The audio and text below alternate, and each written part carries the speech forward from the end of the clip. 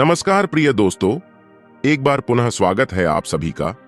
प्रिय मित्रों, आज आप इस कहानी में जानेंगे कि स्त्रियां किस श्राप के कारण गैर पुरुषों के साथ शारीरिक संबंध बनाती हैं और वो अपनी काम वासना पर काबू क्यों नहीं कर पाती हैं। आखिर ये स्त्रियां किस श्राप के कारण ये सब करती है। मित्रों, इसके बारे में आज हम सभी इस कहानी के माध्यम से जानेंगे। मित्रों, आज की हमारी कहानी बहुत ही ज्ञानवर्धक और रोचक होने वाली है, इसलिए आप सभी दर्शकों से मैं ये निवेदन करता हूं कि वीडियो को पूरी व अंत तक अवश्य देखें। तो आइए देखते हैं कि स्त्रियों के अंदर किस श्राप के कारण काम वासना की भूख जागृत हुई थी और किस श्राप के कारण देवराज इंद्र के शरीर पर हजारों यूनियां बन गई थी। मित्रों, प्राचीन काल की बात है। देवराज इंद्र अपने घोड़े पर सवार होकर वन भ्रमण के लिए निकलते हैं, अर्थात जंगल में घूमने के लिए निकलते हैं। और जैसे ही देवराज इंद्र अपने घोड़े को लेकर घूम रहे होते हैं तो उन्हें उस वन के अंदर एक कुटिया दिखाई देती है। और जब वो ध्यान से देखते हैं तो उस कुटिया के अंदर एक बहुत ही सुंदर स्त्री दिखाई देती है। और प्रिय मित्रों, जैसे ही देवराज इंद्र को वो सुंदर स्त्री दिखाई पड़ती है तो देवराज इंद्र उस सुंदर स्त्री को देखकर मंत्र मुक्त हो जाते और मन ही मन उससे प्रेम कर बैठते हैं। मित्रों, उस सुंदर स्त्री को देखकर देवराज इंद्र इस कदर उसके प्यार में खो जाते हैं कि वो अपना धर्म भी भूल जाते हैं और उसे जी जान से प्रेम करने लगते हैं।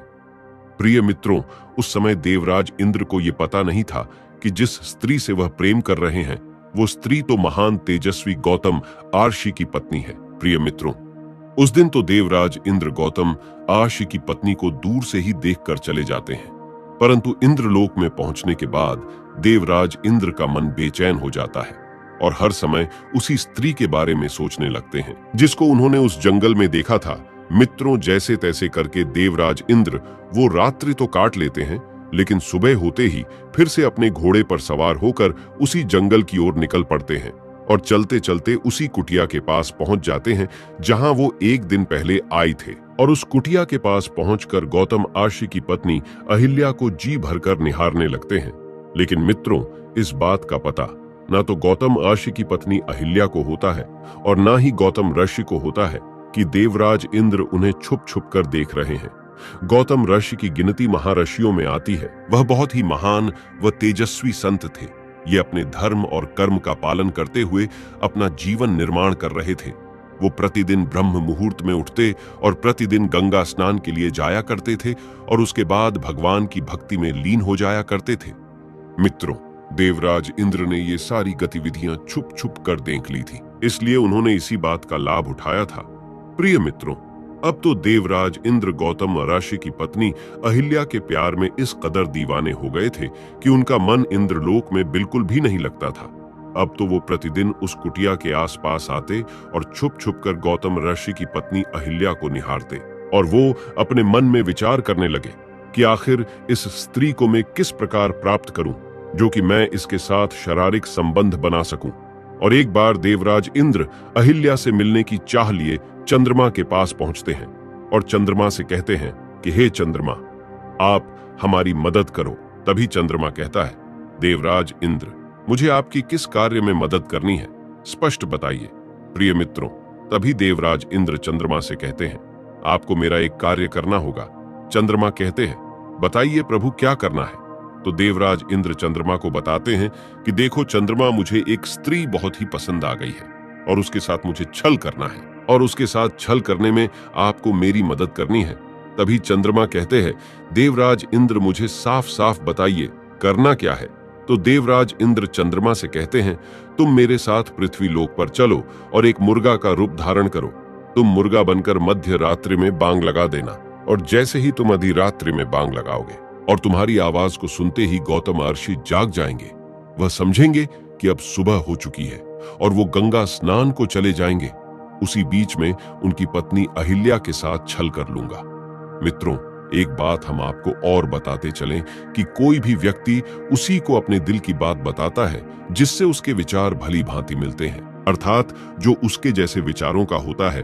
तो चंद्रमा और इंद्र एक विचारों के थे, क्योंकि प्रिय मित्रों, चंद्रमा भी अपने गुरु की पत्नी को लेकर भाग गया था और इंद्र ने भी एक महान अर्ष्य के पत्नी के साथ छल किया था, तो दोनों के विचार मिल गए प्रिय बंधुओं, और दोनों पृथ्वी लोक पर जाते हैं और गौतम और्षि की कुटिया के पास जाकर छुप जाते हैं। और जैसे मध्य रात्रि होती है तभी वो चंद्रमा मुर्गा बना हुआ आवाज लगा देता है और गौतम और्षि की आंख खुल जाती है। मित्रों, उस मुर्गा का आवाज सुनकर गौतम और्षि की आंख खुलती है तो गौतम और्षि गंगा स्नान के लिए अपना कमंडल कपड़े लेकर निकल जाते हैं। मित्रों, वो गौतम अर्षि उस माया जाल को नहीं समझ पाते हैं। वो ये नहीं समझ पाते हैं कि ये एक माया है। अब मित्रों, वो गौतम ऋषि झूठे सवेरे को देखकर गंगा स्नान को चले जाते हैं और उसी समय प्रिय मित्रों देवराज इंद्र गौतम ऋषि का भेष बनाते हैं और अहिल्या से छल करने के लिए उनकी कुटिया में घुस जाते हैं और अहिल्या के पास जाकर मीठी मीठी प्रेम की बातें करने लगते हैं। और मित्रों, बातें करते करते देवराज इंद्र अहिल्या को अपनी बाहों में जकड़ लेते हैं। और मित्रों, उधर क्या होता है, जब गौतम अर्षि गंगा किनारे गंगा स्नान को पहुंचते हैं तो उस समय ना तो उन्हें किसी पशु पक्षी व अन्य जीव की आवाज सुनाई देती है और ना ही कोई गंगा स्नान करते हुए दिखाई देता है, अर्थात उन्हें किसी भी प्रकार की कोई भी हलचल दिखाई नहीं देती है। तो मित्रों, इस बात को भली भांति समझ जाते हैं कि हो ना हो ये किसी की मायावी चाल है। प्रिय मित्रों, इस बात का उन्हें आभास हो जाता है कि अवश्य मेरे साथ छल हो रहा है। प्रिय मित्रों, अपने मन में यह विचार करने के बाद वो गौतम अर्षि वहां से तुरंत कुटिया की ओर दौड़ने लगते हैं। तो अपनी कुटिया के समीप आकर वो देखते हैं कि कुटिया के द्वार पर एक मुर्गा बैठा हुआ है। तो वो गौतम अर्षि अपने हाथ पर जल लेते हैं और मंत्र पढ़कर उस मुर्गा पर मारते हैं तो वो चंद्रमा अपने असली रूप में आ जाता है। और जैसे ही कुटिया के अंदर पहुंचते हैं तो देखते हैं उन्हीं के भेष में एक पुरुष उनकी पत्नी के साथ शारीरिक संबंध बना रहा है। मित्रों, जैसे ही गौतम ऋषि इस दृश्य को देखते हैं तो उन्हें अत्यधिक क्रोध आ जाता है और उनके नेत्र लाल हो जाते हैं और कहते हैं कि हे मूर्ख स्त्री, तुझे अपने और पराये में कोई फर्क नजर नहीं आया। तुझ में अपने और पराये में पहचानने की शक्ति नहीं है, तो ऐसी स्त्री से क्या लाभ, तुझे तो पत्थर हो जाना चाहिए। और वो अपनी पत्नी को पत्थर होने का श्राप दे देते हैं और उसके बाद वे और भी अधिक क्रोधित हो जाते हैं और इंद्र को काम वासना का भूखा समझकर इंद्र को श्राप देते हुए कहते हैं, हे देवराज इंद्र, तुम्हारे अंदर काम वासना की शक्ति बहुत अधिक है और तुम हर स्त्री पर आसक्त हो जाते हो। इसलिए मैं तुम्हें श्राप देता हूं कि तुम्हारे शरीर पर हजारों युनियां बन जाएंगे। मित्रों, जैसे ही ये श्राप गौतम ऋषि इंद्रदेव को देते हैं तो प्रिय मित्रों उसी समय देवराज इंद्र के शरीर पर हजारों युनियां बन जाती है। मित्रों, ये सबको देखकर देवराज इंद्र गौतम ऋषि के चरणों में गिरकर क्षमा याचना करने लगते हैं और अपने द्वारा किए गए पाप की क्षमा मांगने लगते हैं। मित्रों, इंद्र के बार बार विनती करने के बाद गौतम ऋषि इंद्र से कहते हैं कि हे इंद्र, मैं अपने श्राप को वापस तो नहीं ले सकता और ना ही मेरे मुख से निकला हुआ श्राप झूठा हो सकता है, लेकिन मैं उसमें बदलाव अवश्य कर सकता हूं।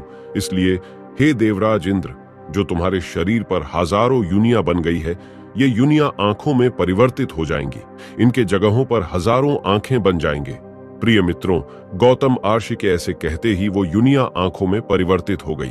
और मित्रों, गौतम ऋषि ने जो अपनी पत्नी को पाषंड होने का श्राप दिया था, तो गौतम ऋषि की पत्नी अहिल्या उनसे कहती है कि हे स्वामी, इसमें मेरा कोई दोष नहीं है जो आपने मुझे पाषंड होने का श्राप दे दिया, क्योंकि मुझे इस बात का बिल्कुल भी एहसास नहीं हुआ कि मेरे साथ आकर के जिसने भी छल किया है, अर्थात जिसने मेरे साथ संबंध बनाई है, कि वह कौन है, क्योंकि वह तो आपके रूप में आया था तो मैं तो आपको ही समझ रही थी। इसलिए इस ग्रंथ में मेरी कोई भी गलती नहीं है, मेरा कोई भी कसूर नहीं है। मित्रों, उनके मुख से ऐसी बात सुनने के बाद वो गौतम ऋषि अपनी पत्नी अहिल्या से कहते हैं कि मैं अपने मुख से दिया हुआ श्राप वापस तो नहीं ले सकता, परंतु मैं तुम्हें एक वरदान अवश्य दे सकता हूँ।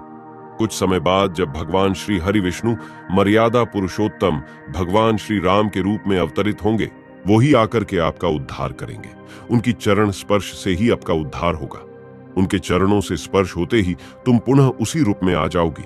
मित्रों, इस प्रकार से काफी समय व्यतीत हो जाता है और भगवान श्री हरि विष्णु मर्यादा पुरुषोत्तम श्री राम के रूप में अवतरित होते हैं और अवतरित होने के बाद अपने गुरु के साथ उसी स्थान पर पहुंचते हैं जहां की गौतम ऋषि की पत्नी अहिल्या पत्थर की सीला बनी हुई थी। तो वो अपने गुरु से पूछते हैं कि हे गुरुदेव, यह पत्थर नुमा स्त्री कौन है? तो उनके गुरु बताते हुए कहते हैं कि हे राम, यह गौतम ऋषि की पत्नी अहिल्या है और वर्षों पहले से आपकी प्रतीक्षा कर रही है कि आप यहाँ आए और इनका उद्धार करें। मर्यादा पुरुषोत्तम भगवान श्री राम अपने चरण उस सीला से छुआते हैं और वो सीला एक स्त्री के रूप में परिवर्तित हो जाती है, अर्थात अहिल्या का उद्धार हो जाता है। तो दोस्तों, यदि आपको यह वीडियो पसंद आई हो तो प्लीज आप हमारे चैनल को सब्सक्राइब अवश्य करें, वीडियो को लाइक करें और दोस्तों सच्ची श्रद्धा से कमेंट में जरूर लिखें जय श्री राम, जय हनुमान। साथ ही देवों के देव हर हर महादेव सदैव आप पर अपनी कृपा बनाए रखे। प्रिय मित्रों, वीडियो को अंत तक देखने के लिए धन्यवाद। जय श्री राम।